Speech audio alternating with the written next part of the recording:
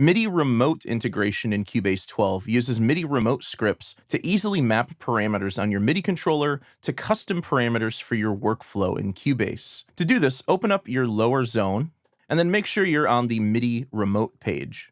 Now, if you have a newer model MIDI controller and Steinberg already has a MIDI remote script made for it, the device will just simply show up here and you're ready to roll. To check if your device has a script, click on Open MIDI Remote Manager, and then select Scripts. If you see your device in this list, it means that there is a pre-made script already for your device, and you can just select it here. However, for me, I'm using a Novation Launch Key Mark II 61-key MIDI controller. And you can see the only script here is for the Mark III version. So I'm going to have to create my own script for this, but fortunately enough, this is very easy to do. So I'll go ahead and just close this out, and then I'll click Add MIDI Controller Surface. Now you'll see all of my connected MIDI controllers here, including my launch pad, monogram, and my launch key. So I'm going to select Launch Key MIDI, and then for the output, I'm going to select Launch Key MIDI as well. And for the model, I'll just type in Launch Key 61. I'll click Next, and here you can quickly map any of your knobs, faders, or buttons. And on my MIDI controller, I'm just going to turn each of the knobs to learn all 8 of my rotary knobs.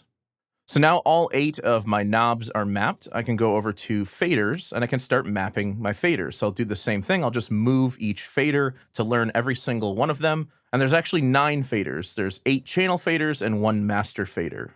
Now, as you're mapping controls, you can actually adjust the size of the grid here, the size of the device. And you can also grab your individual knobs and faders and you can move them around to reposition them to be more like the configuration of your MIDI controller. So for my MIDI controller, I want to select all of the faders here. You can do that by holding Shift. And I'm going to move all of these over to the left, and then I'm going to move all of the knobs over to the right. And then additionally, you can extend the range of the faders. So they're kind of short right now, but if you grab here, you can lengthen each fader.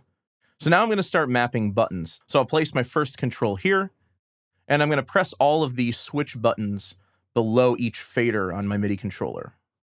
Additionally, I can map each of my beat pad style buttons. So I'll start here in the same position below each of the knobs. I'll map the first 8. So the top row is all mapped. Then I'll go down to the bottom row and I'll press each of the bottom row pads.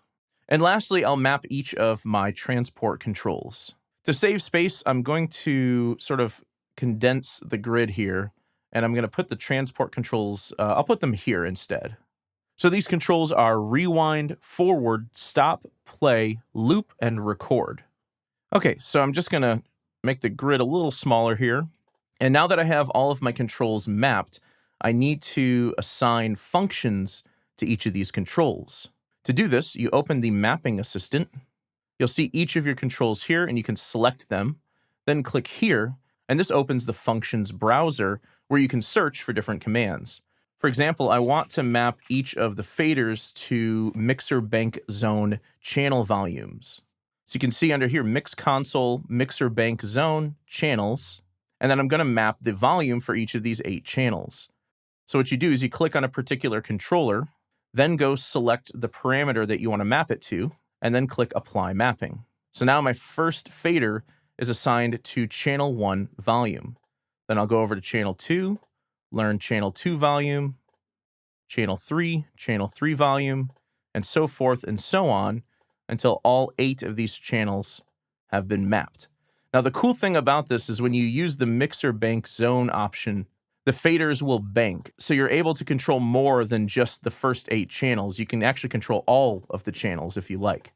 Now, if I close this out and I go into the Mix Console here, and I scroll all the way over to the left, and then I'll select the very first channel here, main drums, you'll see that all 8 of these channels have this little white indicator under it. This is showing the Mix Console bank selection.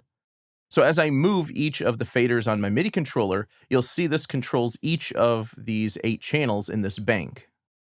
I took a moment off screen and mapped the rest of my controls to various functions that I normally use for playback and mixing.